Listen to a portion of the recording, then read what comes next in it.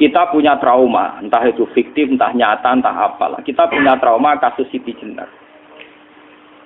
Orang yang mendalami la ilaha illallah secara intensif, ya, entah itu disebut kalimat sodo, bosuluk, boseloko, mbah kono pokoknya.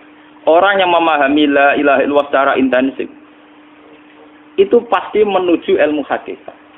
Dan menuju ilmu hakikat pasti ngalami hakikat yang khoyali. Ini rungokno tenan iki. Hakikat yang nopo? Khoyali. Dan hakikat yang khoyali ini mulai menipu. Ya, kalau sudah begitu ruwet. Misalnya ngeten nggih. Ketika kula maca nggih diskusi ini utai perdebatannya Kalijaga mbek Siti Jenar. Saat itu ada Sunan Bonang juga. Kamu sujud pakai apa Kalijaga? Ya pakai jasad. Dari Siti Jenar. Daging kamu itu hanya onggokan daging. Nanti itu jadi bangkai. Dan setelah jadi bangkai itu habis. Kamu nanti ditulis Tuhan tidak termasuk yang sujud. Kebuat yang mbok sujud itu sebentar. Mikir kan juga. Rugi ke sujud mbek bathuk mbek tangan. Jasatem sampean kuntek. Ora ana sing crita kowe nak sujud mergo jasad itu mau sampean dadi bang. Lah nek ngono sujud ning hakikat ora usah bathuk, ora usah tangan, ora usah sikil, yo rohem iku lho kon sujud mbek pangeran. Nak sujud mbek fisik ku rugi wong fisik sampean. Mikir kali itu. Wong bolak-balik kali Joko ku mantan wali preman terus jadi debat pusing. Siti Jenar tahu belajar tak tahu meneng Irak. Yang jelas yang mulang gak sadam ora menangi. Wah, ini menjadi perdebatan. Sehingga keyakinannya kayak Siti Jenar, la ilaha illallah itu ya wahdatul wujud itu, innalillahi wa inna ilaihi. Selama ini kalau orang syariat misalnya, orang syariat itu kalau ada orang mati, misalnya Kak Ruhin mati, ini aku kan muni innalillahi wa inna ilaihi raji'un, saiki Ruhin wis mati. Mati itu balik ning penge. Itu cara wong hakikat kan salah besar. Orang mati itu tidak ada, cara ilmu hakikat dan orang mati itu tidak ada. Roh ini tersiksa di alam fisik. Jadi ruh ini tersiksa di alam fisik. Karena ketemu ning jasate ruh. Tersiksa itu. Akhirnya apa mangane kudu kerja piring Jepang tersiksa roh. Asal roti memang tersiksa. Misalnya kiai pemangan adalah kudu pidato 2 jam bareng tersiksa. Roh kenapa? Tersiksa. Mergo roh ora buta mangan, ora buta ngombe, tapi gara-gara melok fisik. Paham ya? Lho ini tenang dia ketawarai ya bener. Lah kula boten. Sampeyan bejo lho guru waras maksudnya nggih. Artinya waras secara akademik karena ada referensi, ada marojek nggih. Waras secara hakikat. Kula niku umpama merasake sampeyan wis ilmu hakikat. Artinya saya juga ngalami ilmu hakikat. Lan ketika sing aran hikam wong ora tau mukasafah ora usah dadi ulama. Entah sekian detik ulama itu harus pernah mukasafah. Biar merasakan ilmu nopo aja. Tapi ilmu hakikat itu bisa dilogikakan sebelum sampai secara musyahadah. Paling enggak bisa sampai secara logika. Manusia itu mulai Nabi Adam sampai sekarang itu kan punya roh dan roh itu tidak makhluk. Dia roh itu tidak makhluk. Ketika roh itu diletakkan di jasad dia itu tersiksa. Karena ketika dia ke jasad fisik itu namanya mengalami keterpisahan dengan yang abadi. Dia ini ning jasad fisik tersiksa. Karena dia harus di alam yang kasat mata, alam mulki. Tersiksa. Ketika dia tersiksa, melok ruhin, akhirnya mangane kangelan, akhirnya lesu mangan. Padahal roh gak butuh mangan, perlu dicatat roh gak butuh. Ya ora butuh gunung kidul barang, kan roh ora butuh rapi. Paham kan? Ya ora butuh putus cinta, ora butuh pegatan, ora butuh macam-macam. Paham? Tapi karena dia nempel jasad sing butuh mangan, butuh rabi, butuh wedoan macam-macam. Akhirnya roh tersiksa. Suatu saat kalau roh ini dalam bahasa manusia mati, ini dalam bahasa manusia mati. Ini hakikatnya roh itu tidak mati, dia kembali ke habitatnya. Ini disebut innalillah. Kita ini dari awal ya dengan Allah. Wa inna ilaihi juga kemudian nanti kita pasti kembali ke Allah. Dan itu diyakini betul oleh orang wahdatul wujud. Jadi kalau roh mati itu ya tidak ada mati. Roh sekarang itu kembali karena sudah lama mengalami keterpisahan mergo melok fisik-fisik dak ono kerja dasinan, ono nggo proposal lan ruwet roh melok. Paham itu? Kita di roh ku napa melok roh. Lah roh ya tersiksa ngaku ora butuh mangan, ora butuh proposal bocah ngalor. Itu tersiksa. Makanya dalam cerita-cerita Jalaluddin Rumi yang otentik di kitab-kitab begitu. Ketika beliau mau meninggal, muridnya itu nangis. Dari Jalaluddin Rumi, kamu jangan nangisi saya ini mau pesta, saya ini mau pesta perkawinan. Kamu tidak merasakan penyesalan saya. Saya ini lama menyesal karena harus hidup bersama kamu. Terus saya ini tersiksa karena ngalami alam yang rusak, yang fana. Alam yang fana. Harusnya roh saya itu di alam abadi, bukan di sini. Maka jangan tangisi kematian saya. Kematian saya adalah kembalinya roh ke habitatnya. Semenjak itu kematian dianggap malam perkawinan. Karena roh kembali. Walhasil ngene iku cara ilmu tasawuf bahasa Arab jenenge wahdatul wujud, kena Jawa Yogya Solo keadaan iku jenenge manunggaling kawula. Mergo sing rawan ngono rugen, Pak. Nek iki tak terangno detail. Dadi bathuk mesti iki buku sujud kan niku sampeyan ilang. Dadi seksine ora ono cara teorine sinten Siti? Rugi kowe. Jadi ya gento. Lah kali sapa mantan preman jak debat terus ora ngono mbok terus tak pateni kowe. Lah debat ilmiah ra iso. Premane kumat. Ya ta preman jak debat ilmiah. Ngono ku model. Kali Joko yo ora salah, dhisik sing dina Umar nggih ngoten. Umar sahabat top, lha sik debat atau milih patenane ya Rasulullah. Gak iso dene cek ilmiah. Mantar preman pasar rukat terus dadi sahabat top. Debat yang milih mate. Ada wonten cerita wong Yahudi njaluk keputusan Nabi. Bareng wis diputusno Nabi cek mamang. Ndak tenang keputusane ngono dalam sengketa duniawi. Bariku takok ya Ali. Ya Ali, aku mau sowan ning Nabi Muhammad. Dikai keputusan tapi mamang cara kowe pilih. Sampai Ali dikai keputusan persis Kanjeng Nabi. Cek mamang neh takok Umar.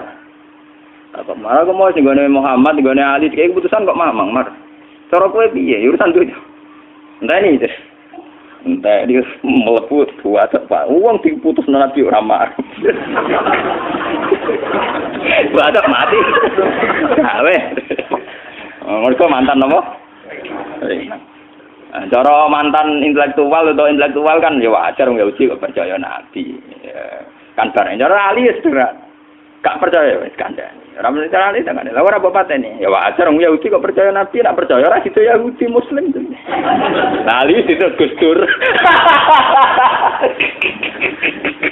Lah Gus Dur ra beda piye tenang. Ali nyen ngoten watake ngoten. Nasibe padha. Ali itu ilmuwan yang jadi presiden gak sukses. Sing niru Gus Dur. Mergo ning dinggo nek wong pinter mimpin ra sukses. Wong pinter gampang maklumi. Lah misalnya kita jadi kiai wong pinter. Pak Yai santri ini pacaran. Maksud itu jangan langsung cawe itu. Wah, ruwet. Terus malah dalil zinalina subuh syahwat minan. Piye pondok tanpa pelaturan. Paham ya? Ruwet dah. Mulane aja geman, iki kiai pinter teman-teman aja geman. Sing biasa wae ana syariate sithik-sithik. Sing kamane ana santri pacaran tersinggung, ana santri nakal tersinggung. Sing ana rasane lha donya ana napa?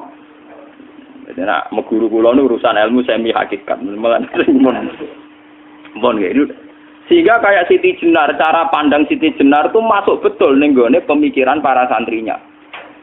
Kados Ki Ageng Pengging, siapa masuk betul karena masuk akal. Cara mereka napa? Betapa tidak ada artinya fisik ini. Nah, kalau semua fisik ini tidak ada artinya, kemudian yang ada artinya itu roh, perjalanan apa? Perjalanan roh, sehingga diartikan inna lillah wa inna ilaihi raji'un. Inna sholati wa nusuki wa mahyaya wa mamati ku lillah. Lah kemudian sekarang sampean tak tanya misalnya, ini latihan ilmu hakikat. Wa mahyaya lan penguripan ingsun. Kalau ingsun artinya fisik atau jasad, itu keliru besar karena jasad tidak pernah hidup. Yang hidup itu roh. Paham ya?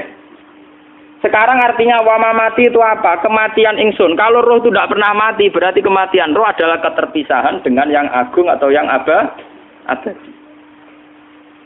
Dan semuanya itu lillahi rabbil alamin. Sehingga mereka mengatakan kematian itu satu pesta. Mulane kados Bilal ditakoki, ya Bilal, ketika murid-muridnya nangis bergape mati, Bilal ge seneng ae. Godan nalqal ahibbah Muhammad dan wa hisbah. Ya nak mati malah seneng loh ketemu kekasihku.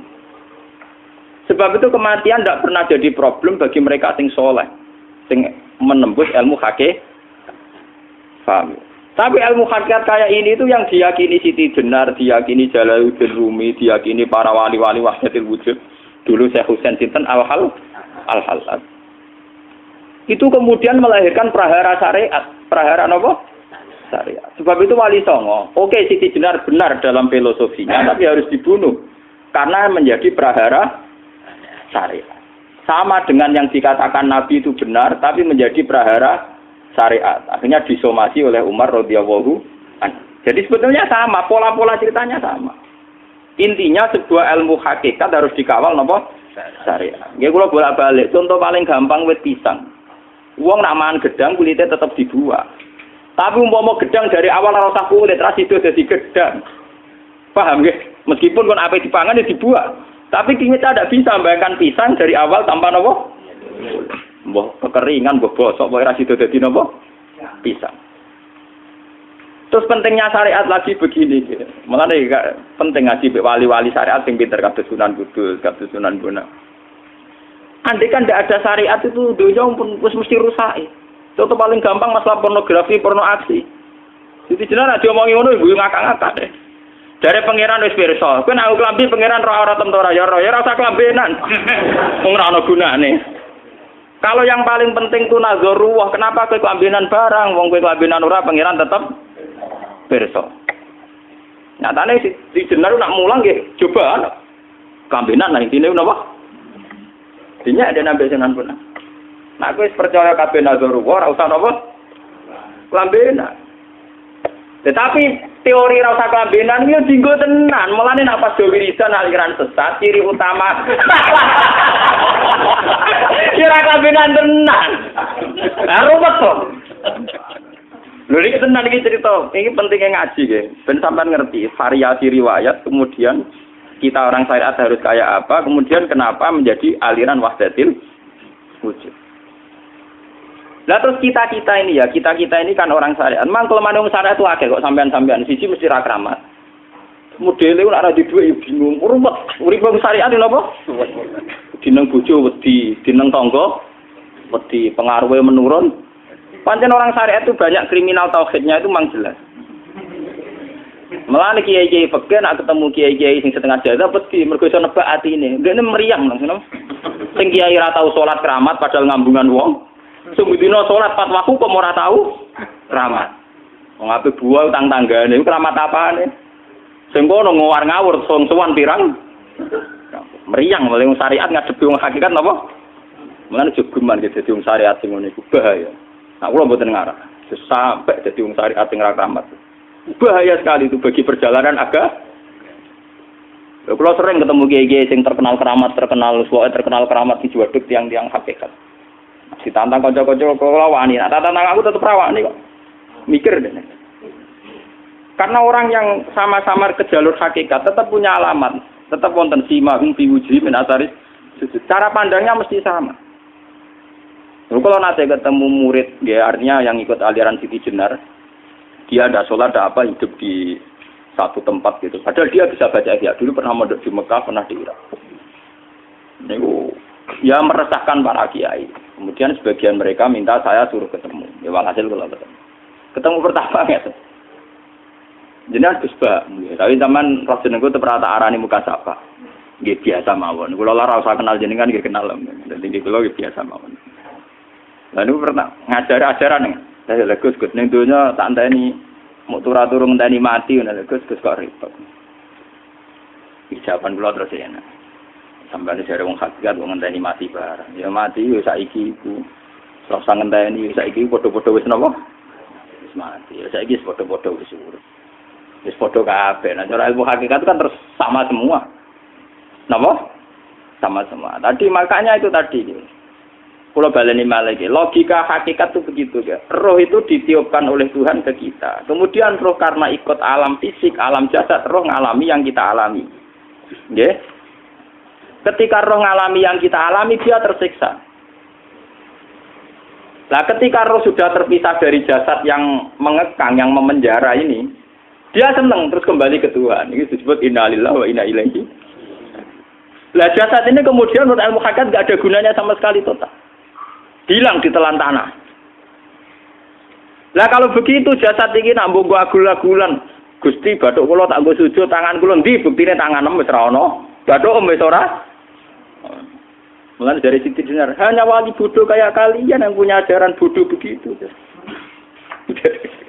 Malah rasupan terus. Mulane Sunan Kalijaga semangat kon mateni mergo tambah omongane glodro dindi. Tapi yang enggak disadari Siti Jenar yaitu tadi. Inti dari ilmu hakikat itu kan tunduk sama kersane Tuhan. Kalau sudah tunduk pada kersane Tuhan, kalau kersane Tuhan roh kita harus di jasad. Dan wujud jasad kita ini juga karena kehendak Tuhan. Kenapa yang wujudnya jasad yang karena kehendak Tuhan engkau ingkari? Sementara wujudnya roh tidak kamu ingkari. Toh wujudnya jasad ya bi iradatillah wa bi masyiatillah. Wujudnya roh ya bi wujudit bi masyiatillah wa ira. Harusnya fungsi jasad juga harus kamu akui toh Siti Jenar. Wong sekarang kita punya jasad ya bukan karena kita, karena kehendak Allah. Kenapa kamu ingkari? Berarti kamu mengingkari kehendak meneng Siti Jenar.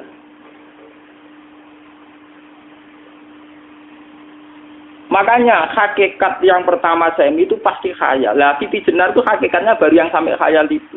Jika dia tersesat. Sebetulnya kalau sudah hakikat beneran itu tidak perlu khayal begitu. Artinya tidak perlu khayal jasad kita sing senajan ora ana gunane ini. Tetap piye wae wujudnya karena kehendak Allah. Juga kita harus terima. Apapun kekurangannya, apapun kenaifannya, ironisnya harus kita terima. Ini sebagai bentuk penerimaan kita pada masyiatil. Begitu juga keadaan roh kita sebagai penerimaan atas masyiatil. Meskipun ada teori-teori roh yang lebih valid. Lebih valid misalnya begini. Kanjeng Nabi itu suatu saat ininya terputus karena perang Uhud. Itu Kanjeng Nabi dolanan drijine ini. Napa cara niki napa jari jemari ini Nabi putus. Iki dolanan. Jadi Nabi sendiri kadang sering ngajarkan ilmu hakikat. Hal lagi illa usbun udmiyat wa fi sabilillahi ma lafitu. Kowe ora trimo fisik, bentuk fisik jari jemari sing ditebir berdarah. Tapi nak kowe wis fi sabilillah ayo wis balik ning habitatem. Sehingga kenapa para sahabat itu ketika dicincang, ketika putus tangannya, putus kakinya, sahabat yang usul ke ilmu hakikat itu malah senang. Karena jasad kita ini kan ila sabilillah menuju jalan Tuhan. Sekali dia sudah terluka fisabilillah itu sudah menemukan formatnya. Cara teori Cina sudah menemukan formasinya. Paham gitu? Orang kok malah ngeluh itu berarti goblok kena ngeluh. Paham tak? Paham apa? Jadi, makanya Nabi ngertikan ya itu sudah ketemu formatnya. Ketika rohnya para syuhada nanti kembali ke Tuhan, ya ketemu formatnya lagi. Itu disebut wala taqulu lima yuqtalu fi sabilillahi amma. Dia tidak mati sesuai formasi awal, yaitu roh kembali ke Tuhan dan jasad ikut mengawal. Nah itu Nabi kadang ya pakai ilmu hakikat begitu. Mulane kula bolak-balik matur, kula niku nggih mulai umur 20 tahun napa pinten. Kula asline nggih gadah penyakit dan ekstrim penyakit saya. Sampai saat ini kalau nak ngobatno ndak lebih 50%, karena saya tetap berpikir. Misalnya cara syariat kan berubah, tapi cara hakikat apa betul keberadaan saya di alam ini penting. Sehingga aku kepengen urip tak bela-belani ngantekan ratusan juta. Jangan-jangan penting mati ikuti bang uripku. Lah nak ngono lha apa tak bela-belani? Entek ratusan juta. Jadi misalnya kita berobat ya mau, ya dari Nabi kan berobat ya berobat. Pokoknya kita Islam masih mau geruda-gerudu, kadang orang paham. Sekali kamu mengamati dengan sisi hakikat, coba sekarang sampean pikir, coba sekarang nggak pakai logika hakikat, pakai logika syariat saja. Saya ini misalnya asetnya 10 juta, misalnya, saya punya aset 10 juta. Tapi misalnya aku rugi nawan atau dipengaruhi di masa depan sama nih, kalau pulau kan soalnya cara teori di masa. Misalnya kula ruhin, artinya kere di duit 10 juta aset. Tujuan saya sembuh kan supaya aku iso sembuh sehat, engkau iso kerja untuk anak. Tapi karena saya sakit nanti operasi ndak 10 juta. Operasi ndak 10 juta. Wong aku urip era mesti iso marisi anak. Apa meneh nek duit 10 juta tak ada nggo berobat malah jelas ra iso marisi. Lah nek ngono penting matiku ya dibanding 10 juta. Karwan iso diwaris langsung. Sementara anak aku mari dibiayai 10 juta, rong mesti mari 10 juta mesti entek. Artinya tidak ada jaminan kalau berobat itu secara visi ke depan lebih baik. Soalnya malah ngentekno donya nggak jelas akibat positifnya. Misalnya tetap lumpuh, duwe teori loh. Bapak artinya apa? Teori hakikat tetap lebih benar bahwa hidup itu tidak ada artinya. Semua itu tidak ada artinya. Berobat apa enggak berobat semuanya tidak ada arti. Teori loh gini. Sehingga kalau kita tengah-tengah aja tengah-tengah. Kasus kula misalnya loro nggih berobat. Gusti separuh kalau ngelakoni syariat, tapi sebagai kalau ulama fikih, separuh kalau lakoni apa? Jadi kalau tetap buatan ngarah obat 100%. Tapi orang ngarah berobat, orang kalau tiang apa? Syariat. Tapi memang faktanya itu begitu. Cara Kanjeng Nabi kadang Kanjeng Nabi berobat. Kadang Kanjeng Nabi wis nikine tercincang digeguyon. Wah lagi illa usbuun udwiyat. Ora kok driji sing gak melok-melok. Nah, bukti bahwa jasadnya begitu tidak penting. Kayak Sayyid Hamzah. Menurut Sayyid Hamzah nganggep wahyu bentone ra karuan. Kalau teori Siti Jenar itu benar, teori Jalaluddin Rumi benar. Benar teorinya lho, ora kok ra salate lho, nggih. Maksudnya kok nganut ra salate. Benar cara analisis roh. Ketika Sayyid Hamzah dinyatakan mati oleh manusia, oleh hukum manusia dinyatakan mati karena dia sudah tidak bergerak. Dalam teori hakikat kan rohnya Sayyid Hamzah sudah fi khawasili tuyurin khudrin. Rohnya sudah diambil Tuhan, tidak mati. Paham ya? Ketika rohnya Sayyid Hamzah sudah diambil, jasad ini sudah tidak punya rasa. Sekarang secara syariat kasat mata kita tahu, wong jasad nak diinfus, di sayat-sayat dioperasi ora krasa. Apa meneh saiki ruhe wis bisa. Lah ya jasad itu cek gampange, dioperasi dibius saja terus tidak kerasa. Apalagi rohnya sudah diambil. Lah saiki bayangkan. Ketika Sayyid Hamzah itu sudah di atas, niku kira-kira delok wahsi ra wong bentuk. Lho wong kok baca igabus. Ketika jasad benar-benar tidak penting, kemudian jasadnya Sayyid Hamzah kan dicincang oleh wahsi. Ketika rohnya sudah diambil kan Hamzah tidak merasakan. Berarti Sayyid Hamzah guyu-guyu wahsi. Wahsi cek bentuk nih gabus dicincang. Paham ya? Lho niki tenan. Artinya ketika pandangan manusia iba kepada Sayyid Hamzah karena dicincang, dimutilasi oleh wahsi. Wahsi tidak mengalami Pak Sinten, Sayyid Hamzah tidak mengalami apa-apa karena rohnya sudah bersama Tuhan. Dan iso wae Sayyid Hamzah malah guyu-guyu wahsi. Cek goblok gabus kok dicincang. Lah nak ngono rak mirip, makanya dalam hal ini itu dalam teori roh itu sebetulnya Siti Jenar tidak sesat dalam teori roh. Tapi jangan katakan itu penemuannya Siti Jenar. Siti Jenar itu terlambat. Sebelum itu ada Husain Al-Khallas, sebelum itu ada Jalaluddin Rumi, sebelum itu juga ada sahabat, ada nabi. Cuma cara aplikasinya Siti Jenar melenceng. Jadi jangan katakan kok tak kampus-kampus, itu pendapat Siti Jenar itu malah goblok meneh. Siti Jenar itu sanut, paham nggih maksud apa? Wis anut. Nah, teori yang sama terjadi pada Yesus Kristus. Ketika Yesus misalnya secara lahir dicincang, dimutilasi, diapakan oleh orang Yahudi. Sebetulnya rohnya dia sudah bersama Tuhan, kembali ke Tuhan Bapa, nah cara Kristen. Nah cara Islam ya balik ning pangeran. Andaikan itu iya, itu ya tidak ada masalah karena hakikatnya dia tidak dicincang, tidak dibunuh. Andaikan iya lah, tentu menurut Islam yang dibunuh Yudas atau siapa itu yang masuk bialah. Tapi sama sebetulnya teorinya sama. Kalaupun iya tidak ada masalah. Oke, kalau misalnya Nabi Isa karena ada kontroversi menyangkut dia atau Yudas. Sekarang yang Zakaria dan Yahya. Zakaria Yahya itu dicincang betul oleh orang Yahudi, matinya dimutilasi. Tapi dia tidak apa-apa. Karena ketika beliau dicincang, rohnya sudah diambil. Ini rumah tenan kan, ben kira untuk kendel mati paham kan ya. Jadi maksudnya ini kalau ajari nak mati itu tidak problem. Ini kalau urip mati loh. Nah ini bersamaan paham ya. Kaitan la ilaha illallah ini nanti semuanya sama kaitan sama apa? La ilaha illallah. Ini nanti ujungnya sama dengan la ilaha illallah. Begitu juga seterusnya. Misalnya Yahya kalian sinten? Zakaria. Ketika Tuhan ditanya, jadi tenggene alam malakut pangeran ditakok, ya Allah, Yahya dan Zakaria itu kan hamba pilihan engkau. Ketika dicincang kok jenengan biarkan. Endi Yahya Zakaria dicincang? Aku iku ora goblok dari pangeran. Sedurunge dekne dicincang jasate ruhe tak jipuk. Dadi dekne ora krasa blas. Begitu juga ning tafsir-tafsir sampean lihat wa Maryama Sayyidah Maryam yang istrinya Fir'aun. Itu kan dia iman sama Nabi Musa. Asiyah, ya. Asiyah imro'ati napa? Fir'aun. Asiyah imro'ati Fir'aun, ya. Itu kan dihukum oleh Fir'aun. Ketika mau ditumpahi napa? Batu besar. Iku Allah ketika di pangeran, ya malaikal mauti, cepat ambil rohnya sebelum dihunjami batu besar. Terus rohnya diambil. Sebab itu dalam hukum Tuhan, Tuhan itu tidak merasa bahwa Tuhan membiarkan Asiyah, membiarkan Hamzah, membiarkan Yahya, membiarkan Zakaria. Dalam hukum Tuhan, semua orang ini roh-roh terhormat. Akhirnya nak anggo teori iki sing nyincang malah goblok, wong gabus goblok cincang ngono. Dadi nak anggo teori iki malah berbalik, sing goblok sing nyincang. Paham ya? Yo ora kok sesuai sampean kiaskan saja. Wong dibius wae disayat-sayat gak krasa. Kaya apa nak ruhe bener-bener wis tercabut terpisah. Rasane ning ndi?